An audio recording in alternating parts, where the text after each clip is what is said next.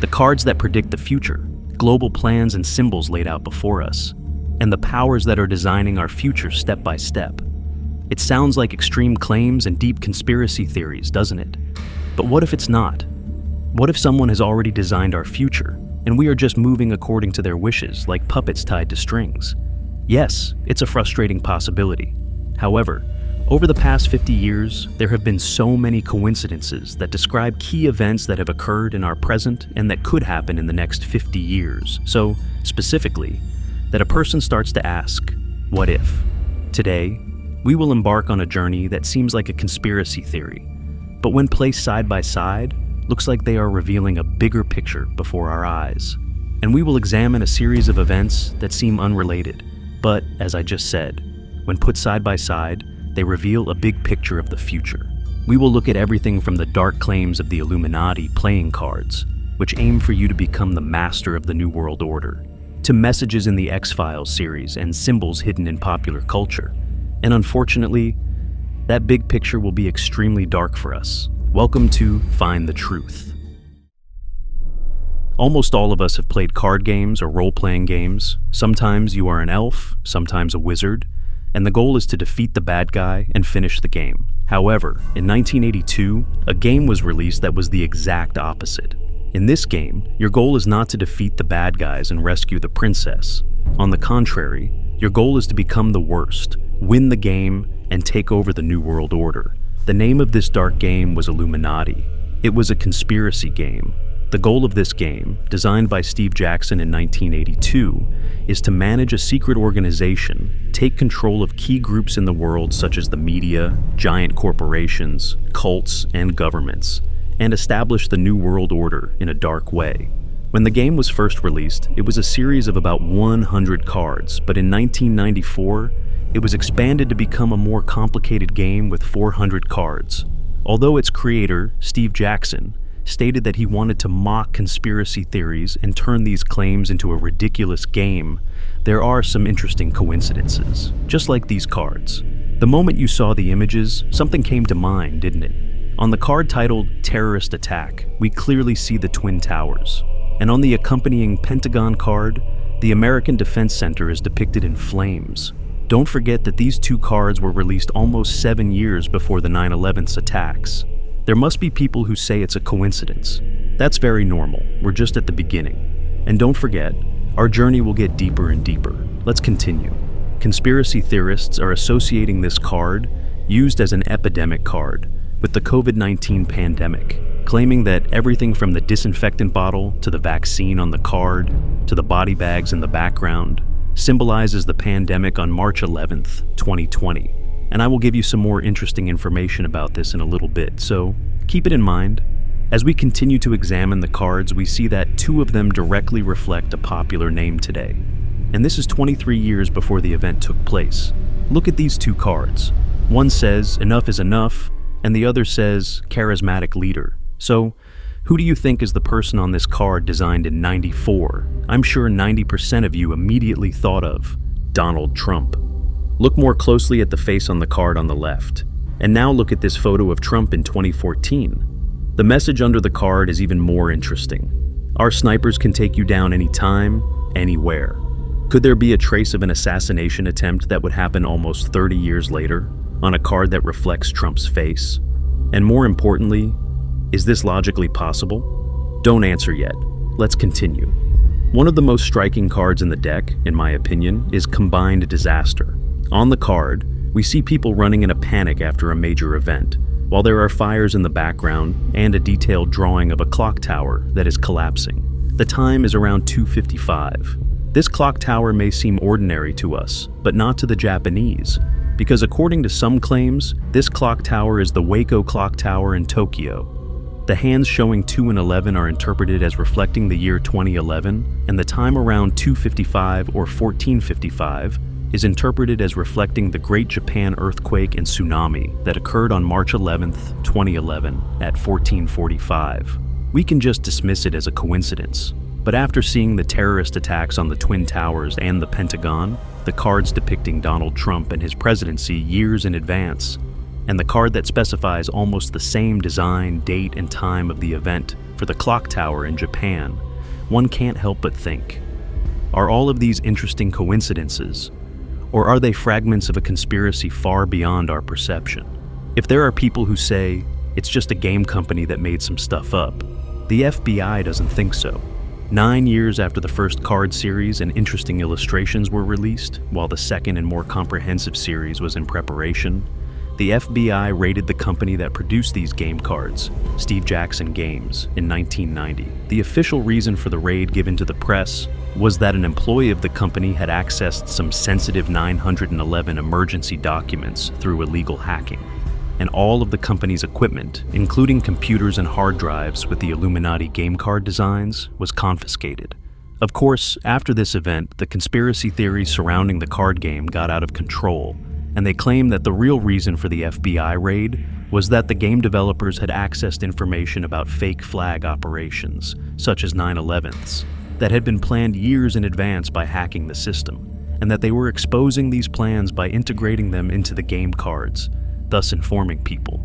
And since then, the mystery surrounding these cards has been constantly increasing, especially because of the almost identical events that have occurred decades after their release. Although the company owner sued the FBI for an unfair raid and won the case, as I said, the thought that there is something fishy about this has already started to prevail among people. Let's continue our journey without getting carried away. After all, it could be a coincidence that they coincidentally got some events that happened in the last few years right in some cards. It's healthier to think that we shouldn't immediately look for a big plan behind it. However, after the examples you're about to see, your opinion will probably change completely.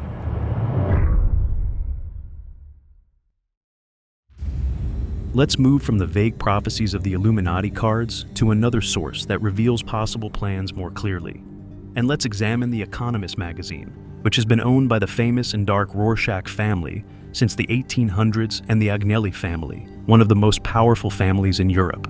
As you know, every December, the Economist prepares covers that tell us the summary of the past year and the expectations for the following years in a symbolic language. And after dozens of years, we can now understand how long ago these people symbolically presented their future designs to us. For example, let's examine the 2019 cover. The World in 2019 cover, dedicated to the 500th anniversary of Leonardo da Vinci's death, is one of the peak points of symbolic prophecy analysis. The cover centers on a modern interpretation of da Vinci's Vitruvian Man drawing and adds symbolic messages around it in his style of drawing. The clearest message given here was that many elements of the COVID event that would happen 1 year after the cover were specified almost 1.5 years in advance. The Chinese president whose nose grows because he lies. The 4 horsemen of the apocalypse, who are the heralds of disasters and death, are right next to him. The QR code on the phone that the Vitruvian Man is holding. Remember, we were all coded during the COVID time. Also, the pangolin, the animal on the left side of the cover, which would be on the agenda with claims that the disease spread from it. I think the message is clear, isn't it?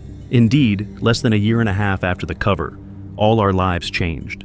When we look at the 2025 cover, which resembles a circular clock, we see symbols of a continuous decline in the quarter that will happen until 12 o'clock, since we are in the 8th month section, or 8 o'clock.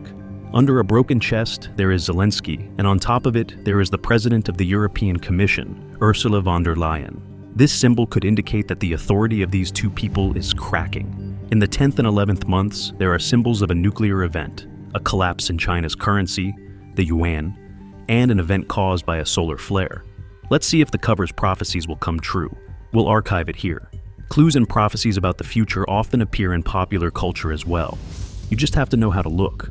For example, a spin-off series of the famous X-Files series, The Long Gunman, aired an extraordinary pilot episode in March 2001. In the episode, a group of secret operatives from the US government remotely hijack a passenger plane and plan to crash it into the World Trade Center, the Twin Towers, in New York. They want to blame it on terrorists and create a pretext for a new war.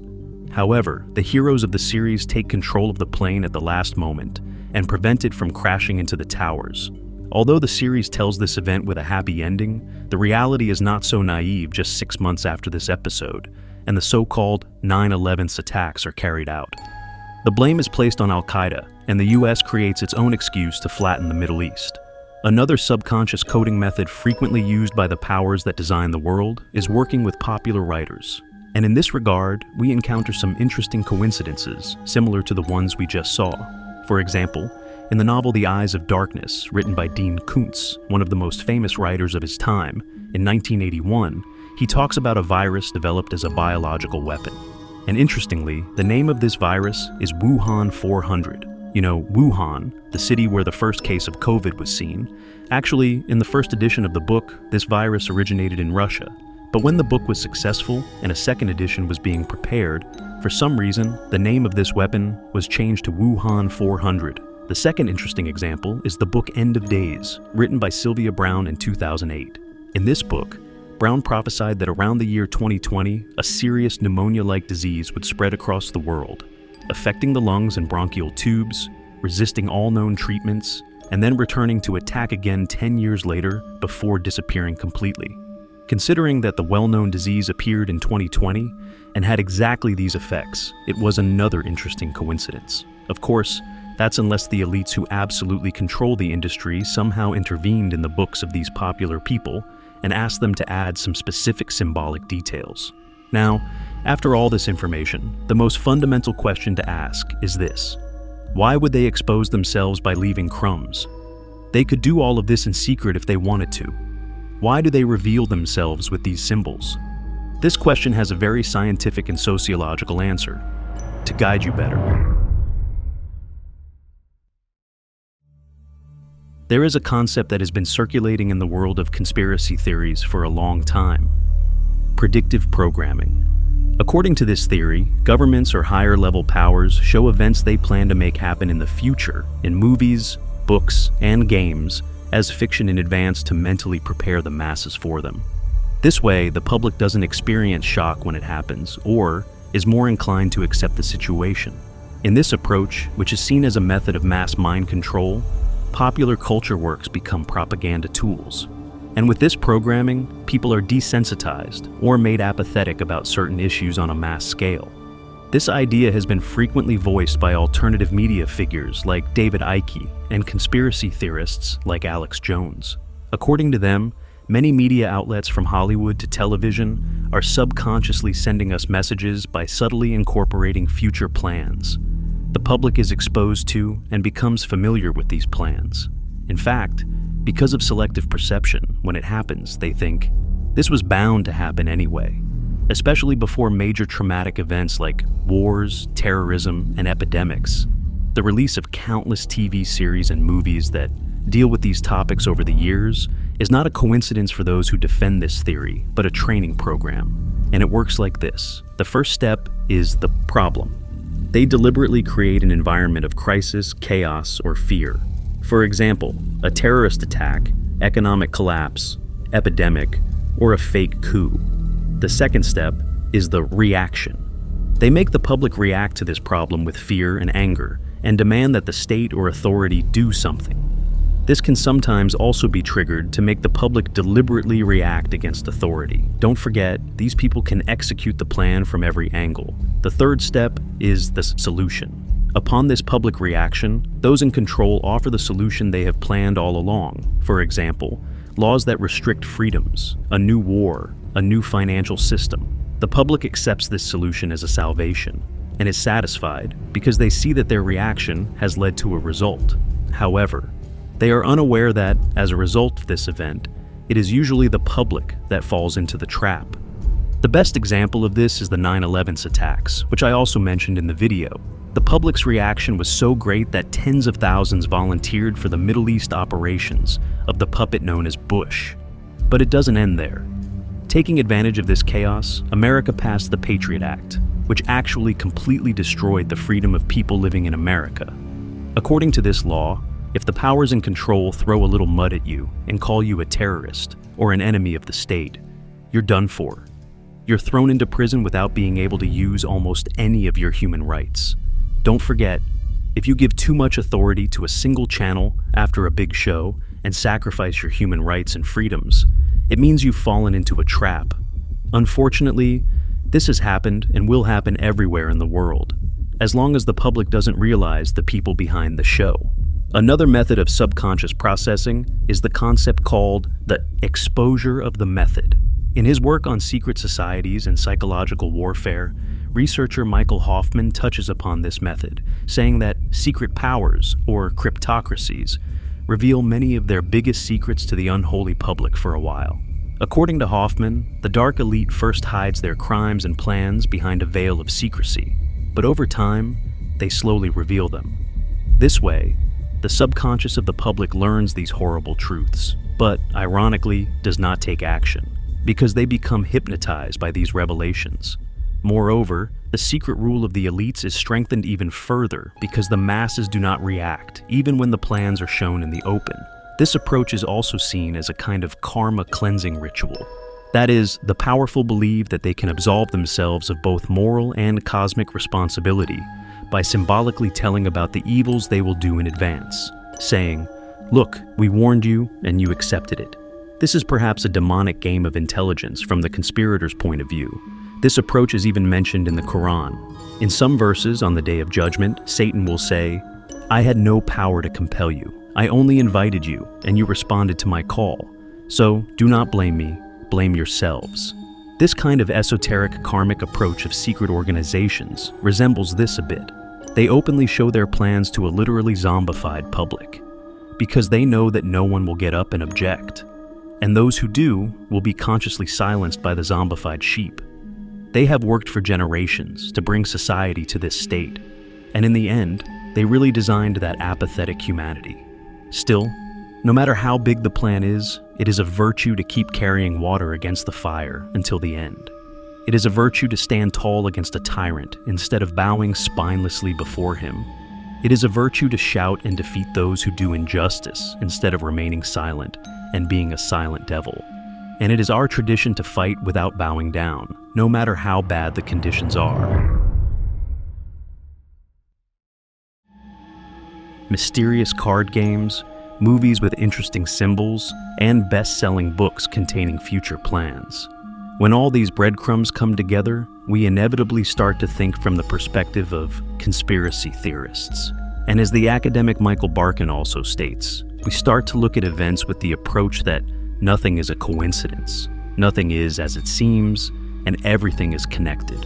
So, are these surprising parallels we see periodic revelations of a secret script that rules the world? Or are they an inevitable product of the human mind, desperately seeking patterns and meaning in a chaotic world? Perhaps the truth is somewhere in between these two extremes. Maybe the elites don't know the future for sure, but they use cultural and symbolic tools to shape the future they want. And these symbols eventually turn into self-fulfilling prophecies. It was an interesting journey from simple game cards to the design of society, and now it's your turn. Do you think all of these are just interesting coincidences? Or are they small pieces of a big and dark puzzle? Please write your thoughts in the comments section. Next week, I will tell you how some of the events we discussed as a whole have turned into a huge threat with the help of artificial intelligence. Keep following. Take care until next week.